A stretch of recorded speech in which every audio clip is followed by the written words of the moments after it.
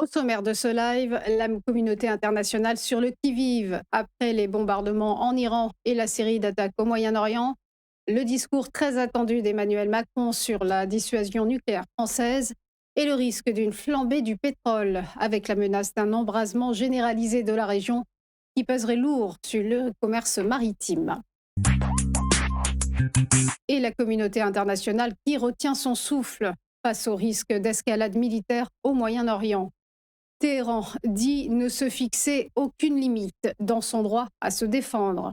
Hier, vous le savez, une série d'attaques meurtrières iraniennes a eu lieu dans les monarchies du Golfe alliées des États-Unis, en représailles aux frappes américano-israéliennes ayant entraîné la mort de l'ayatollah Khamenei ce week-end. Dimanche soir, Tsahal a affirmé que des missiles ont été tirés depuis l'Iran en direction de l'État d'Israël, les médias locaux ayant en outre constaté dans la soirée plusieurs explosions dans le ciel de Jérusalem. De son côté, le Pentagone a affirmé avoir détruit le quartier général des gardiens de la révolution iranien. Quant à Donald Trump, il a indiqué au Daily Mail que l'opération américaine contre Téhéran durerait 4 semaines au moins. Côté européen, Kaja Kallas a pour sa part mis en garde contre, je cite, une escalade qui pourrait menacer la région, l'Europe et au-delà. À l'issue d'une réunion extraordinaire des ministres des Affaires étrangères, la responsable diplomatique de l'UE a ainsi alerté contre des conséquences imprévisibles, y compris sur le plan économique. On retiendra enfin la déclaration commune de la France, l'Allemagne et le Royaume-Uni, qui se disent prêts à des actions défensives proportionnées afin de détruire les capacités militaires de l'Iran. Et c'est dans ce contexte enflammé au Moyen-Orient qu'un discours sera très scruté au niveau européen, celui d'Emmanuel Macron sur la dissuasion nucléaire française. Le chef de l'État doit s'exprimer cet après-midi depuis l'île Longue, en Bretagne, afin de préciser sa doctrine. Dans cette base militaire située près de Brest, il devrait défendre l'idée d'une dissuasion nucléaire à l'échelle européenne, sur fond de pression budgétaire et de fortes tensions avec la Russie. En la matière, la doctrine française s'appuie sur, je cite, les intérêts vitaux du pays, qui possède une souveraineté absolue et un savoir-faire maîtrisé tout au long de la chaîne de production. Mais en tant que chef des armées, Emmanuel Macron pourrait évoquer l'éventualité d'une européanisation du parapluie nucléaire français, à l'image de celui exercé par les États-Unis dans le cadre de l'OTAN. Une intervention solennelle qui sera donc abondamment commentée et décortiquée au moment où les doutes émergent concernant la fiabilité de l'allié américain depuis le retour de Donald Trump à la Maison-Blanche. Il y aura sans doute des bascules et des évolutions assez significatives, a-t-on fait savoir à l'Élysée hier soir. Autre conséquence du risque d'embrasement général au Moyen-Orient, pour terminer, la menace d'une flambée des prix du pétrole.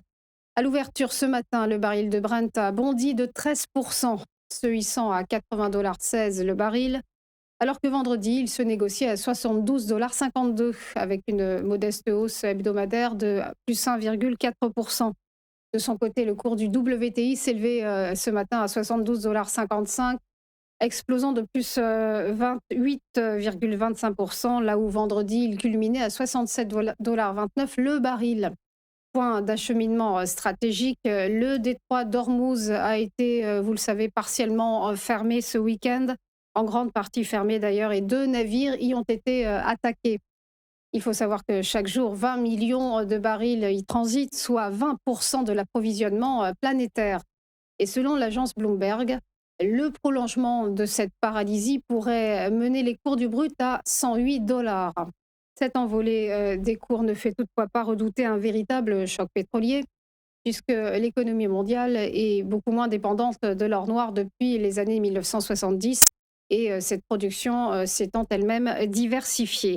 Les conséquences, en tout cas, dépendront de la durée du conflit ainsi que de son ampleur. Sachez à ce sujet que l'OPEP Plus a décidé hier soir d'augmenter ses quotas de production avec 206 000 barils de pétrole de plus par jour, un ajustement qui sera mis en œuvre dès le mois d'avril. On passe au point bourse, le rappel de la clôture des marchés vendredi dernier avec des places européennes En ordre dispersé, le CAC 40 avait subi un recul de moins 0,47% à 8 580 points. La côte parisienne a réalisé son meilleur mois depuis janvier 2025 avec une progression de plus 0,77% en bilan hebdomadaire. À Francfort, le DAX était resté inchangé, moins 0,02%, terminant à 25 284 points. Pas de grands mouvements non plus sur l'ensemble de la semaine. La cote allemande a grappillé plus 0,09%. À Londres, le FTSE a gagné plus 0,59% et s'établit à 10 910 points. Et en rythme hebdo, l'indice a avancé de plus 2,09%. Et du côté de Wall Street, les indices avaient terminé dans le rouge. Le Dow Jones avait chuté de moins 1,05%, s'établissant à 48 977 points. Et il a décliné de moins 1,31% sur l'ensemble de la semaine, alors que le S&P 500, lui, avait cédé moins 0,43% à 6 878 points et il s'est amoindri de moins 0,44% sur sa performance hebdomadaire. Quant au Nasdaq Composite, il a abandonné moins 0,92% et se situe à 22 668 points. Il s'est tassé de moins 0,95% sur la semaine. Du côté des devises, ce matin, on constate un rebond du dollar et donc l'euro en recul s'affiche à 1,1710 dollars. Du côté du Nikkei, enfin, à la bourse de Tokyo, eh bien, l'indice a terminé en fort repli, moins 1,35%.